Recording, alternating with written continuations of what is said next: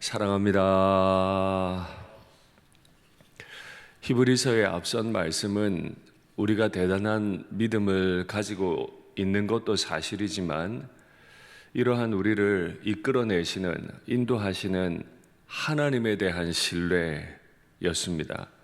신뢰할 수 없는 대상, 신뢰할 필요가 없는 대상을 우리가 우리의 인격을 다해 믿는 것이 아니라 홍해를 마른 땅과 같이 건너게 해내신, 실제로 그러하셨던 그 하나님을 신뢰하는 것이다 말씀을 드렸어요. 그리고 그 하나님은 마침내 우리의 주님이 되시고 또 우리를 마침내 온전하게 만들어 가실, 믿음으로 우리를 인내하게 해내실 그 하나님이신 줄 믿습니다. 오늘은 그 하나님을 믿는다고 하는 사람들이 어떠한 모습으로, 어떠한 태도로 하나님을 신뢰해야 하는지를 설명하는데 몇 가지 명령어로 우리에게 제시해 주십니다. 누구든지 모든 사람과 더불어 화평하고 거룩해야 한다.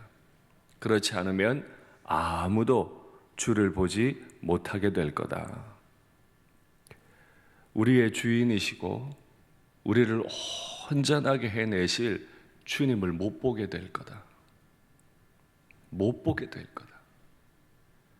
아이가 부모를 보고 싶은데, 부모가 자식을 보고 싶은데 못 보게 된다면 이게 얼마나 지옥 같은 삶일까요?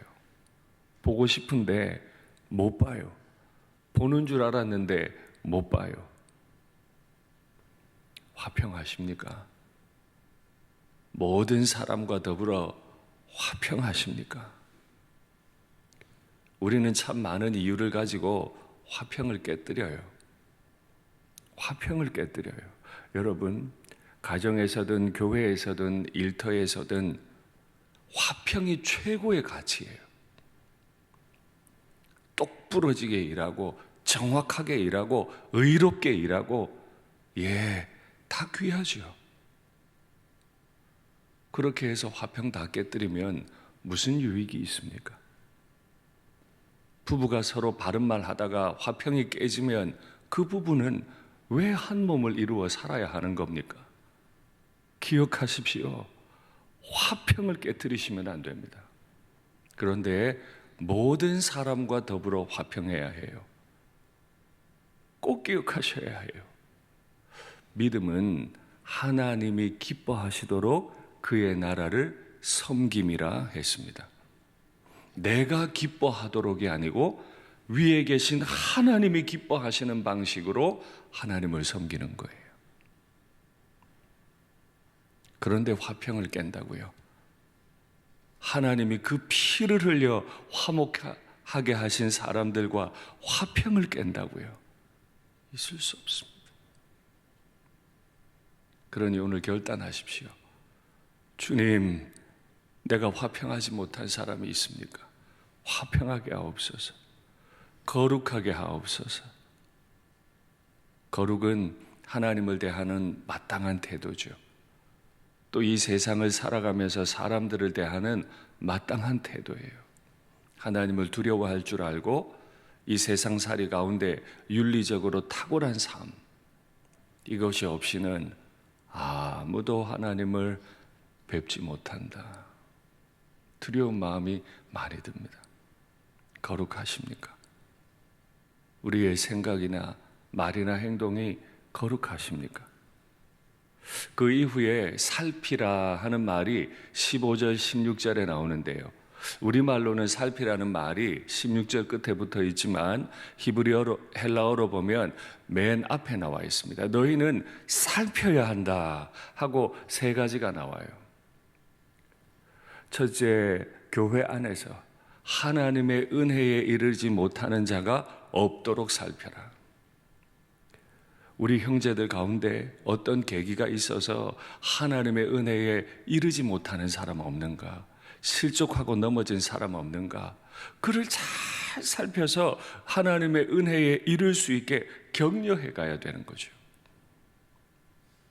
이게 우리가 마땅히 할 도리, 교역자가 마땅히 힘써야 할 도리, 우리 평신도 지도자들, 장로님들, 집사님들, 권사님들 마땅히 애를 써야 할 도리, 구역장님들 마땅히 애를 써야 할 도리. 그냥 누군가 개인적으로 하나님의 은혜에 이르지 못하는 자가 없는지 열심히 살핍시다 정도가 아니라 교회의 모든 조직은 이렇게 만들어져야 되는 거죠. 할 수 있으면 소그룹이 더 세분화되어서 그냥 뭐 알아서 열심히 개인 생활하는 걸로, 그게 아니라 서로가 연합해서 일으켜 세우고 우리 새벽기도 한번 나가봅시다. 우리 소그룹 해봅시다. 금요기도 해봅시다. 성경 같이 읽어봅시다. 끊임없이 하나님의 은혜에 이를 수 있도록 자꾸 격려해 나가야 되는 거죠. 두 번째 우리가 살펴야 할 건 교회 안에 쓴뿌리가 없는지 살펴야 돼요. 쓴뿌리요. 오늘 본문에 보니까 이 쓴뿌리는 사람을 괴롭게 해요. 그리고 사람을 더럽게 해요. 교회 안에 쓴뿌리가 없는지 우리는 두 눈에 불을 켜고 살펴나가야 합니다. 한 개인에게도 쓴뿌리가 있죠. 어릴 때 부모님에게 학대를 받았다든지 비교를 당했다든지 심하게 혼났다든지 그럼 쓴뿌리가 생겨요. 일터에서나 교회도 다 쓴뿌리가 있을 수 있어요. 없어야 돼요.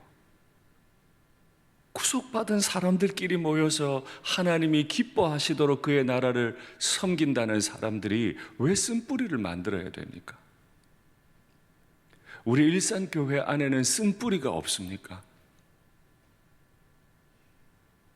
신앙의 연조가 우린 90년이에요. 자랑스러운 일이죠.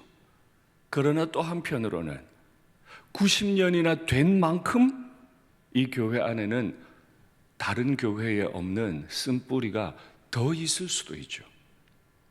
90년이라는 역사가 찬란하기만 한 건 아니거든요. 그 안에 큰 아픔이 있을 수 있어요. 이게 쓴뿌리가 되면 안 돼요. 그래서 우리는 우리에게 있었던 어떤 역사들이 쓴뿌리로 바뀌지 않도록 끊임없이 노력해야 하는데, 이걸 그냥 두면 열심히 교회 생활을 하는데 교회 오는데 많은 사람이 괴롭다, 많은 사람이 이것 때문에 더럽혀진다. 다투는 교회는 끊임없이 다투어요. 개인적으로 완전히 신앙이 개인화되어 버린 교회, 남들이 어떻든 관계없이 격려함이 없이 그냥 혼자 차갑게 다니는 교회, 끊임없이 그래요. 끊임없이 의의를 부르짖으면서 화평을 깨뜨려요. 이게 교회 안에 있는 다 쓴뿌리라. 우리 중에 누가 주님 앞에 서서 의롭다고 인정받을 분이 있습니까? 그리스도의 피가 아니고는 방법이 없어요. 그런데 입만 열면 공의를 외쳐, 정의를 외쳐. 그거 다 쓴뿌리예요. 이제는 화평하기를, 쓴뿌리가 없어지기를 바랍니다. 세 번째 우리가 살펴야 할 건 망령된 행동이라 그랬습니다. 망령된 행동은 크게 두 가지로 나눠요.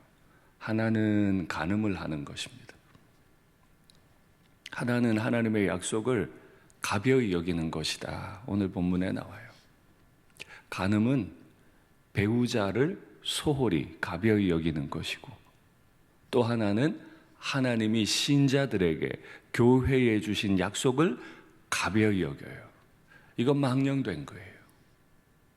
그래서 직분자들의 가정은 배우자를 소홀히 여기는 사람을 세우지 않는 거예요. 신약 성경을 보면 하나님의 일꾼들, 하나님의 세우신 교회를 감독하는 사람들은 공통점이 있어요. 그 가정이 화평해야 돼요. 자녀들이 믿음 생활 잘 한다 하는 증거가 있는 사람들이라 해야 돼요. 그거 없이는 교회를 이끌면 안 돼요. 가정 하나 믿음으로 이끌지 못하는데, 배우자와 사이가 좋지 않은데 어떻게 교회를 화평하게 이끌겠습니까? 그게 망령된 거라. 하나님이 주신 약속이 있음에도 불구하고 사람 인간적인 판단으로 모든 걸 말하는 거 망령된 거라. 이 사람들에 대해 하나님이 어떻게 하실까요? 오늘 본문 18절부터 25절까지 무섭도록 기록이 되어 있는데 18절부터 21절까지는 옛 언약의 상황에서 시내 산에서 그 언약을 받을 때 백성들이 얼마나 두려워했는지를 기록해요. 그리고 22절부터 25절까지는 이 옛 언약보다도 새 언약을 받았을 때 사람들이 얼마나 더 두려워해야 되지 않겠니? 라는 말을 우리에게 가르쳐줘요. 먼저 두려운 마음으로 우리에게 있는 쓴뿌리가 뭔지 확인하시죠. 너희 중에 남자나 여자나 가족이나 집하나 오늘 그 마음이 우리 하나님 여호와를 떠나서 그 모든 민족의 신들에게 가서 섬길까 염려하며 우상을 섬길까 염려하며 독초와 쑥의 뿌리가 너희 중에 생겨서 이 저주의 말을 듣고도 쓴 뿌리가 우리 마음 속에 있는데 하나님이 싫어하신다는 걸 알면서도 심중에 스스로 복을 빌어 이르기를 내가 내 마음이 완악하여 젖은 것과 마른 것이 멸망할지라도 내게는 평안이 있으리라 할까 함이라. 하나님이 싫어하는 생각을 하고 하나님이 싫어하는 행동과 말을 하면서도 나에게는 평안이 있을 거라고 생각하는 그 사람, 하나님이 저주하신다고요. 가벼이 여기시면 안 돼요. 옛 언약을 주실 때나 새 언약을 주실 때나 하나님은 하나님의 교회, 하나님의 사람들을 아프게 하는 것을 저주하신다고 말씀하셨어요. 흔히들 그런 말 하죠. 교회 어렵게 하지 마라. 하나님이 가만히 안 두신다. 당연히 가만히 안 두죠. 나도 내 새끼 어렵게 하는 사람 가만히 안 두는데 하나님이 피 흘려 사신 교회를 어렵게 하는 사람을 어떻게 두시겠어요? 얼마나 무서운 말로 심판하시는지 확인하시죠. 여호와는 이런 자를 사하지 않으실 뿐 아니라 용서를 안 하세요. 용서 안 하세요. 그 위에 여호와의 분노와 질투의 불을 부으시며 또 이 책에 기록된 모든 저주를 그에게 더하실 거다. 여호와께서 그의 이름을 천하에서 지워버릴 거다. 여호와께서 곧 이스라엘 모든 지파 중에서 그를 구별할 거다.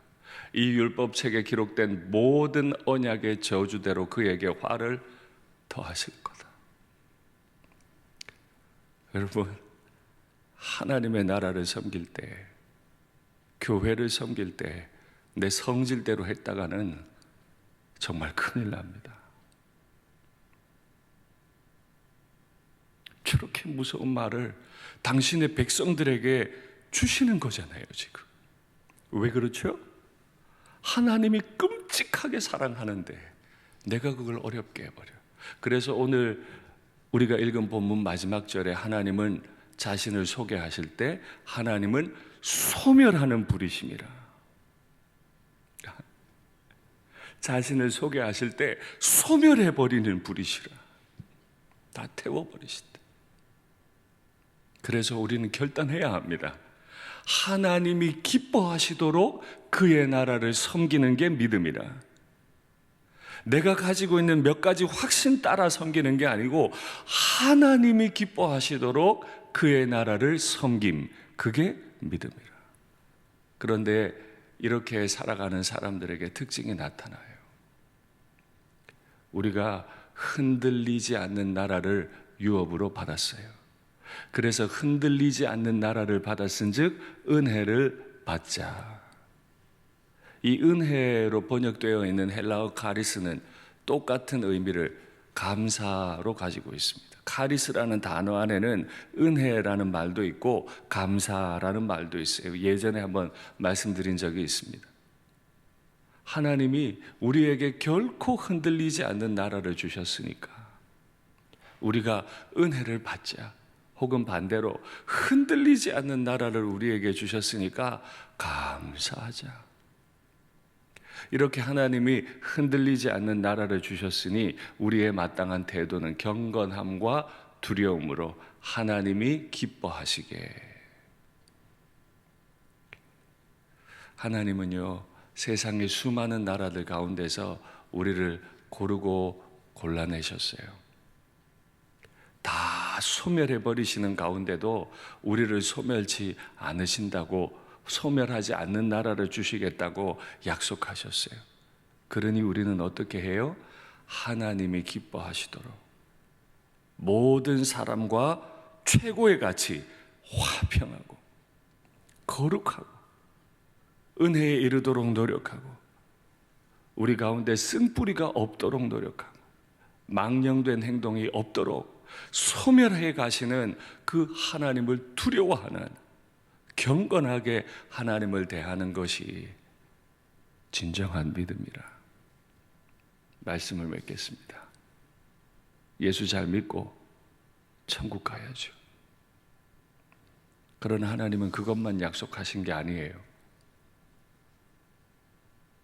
하나님은 흔들리지 않는 나라를 주겠다 하셨어요.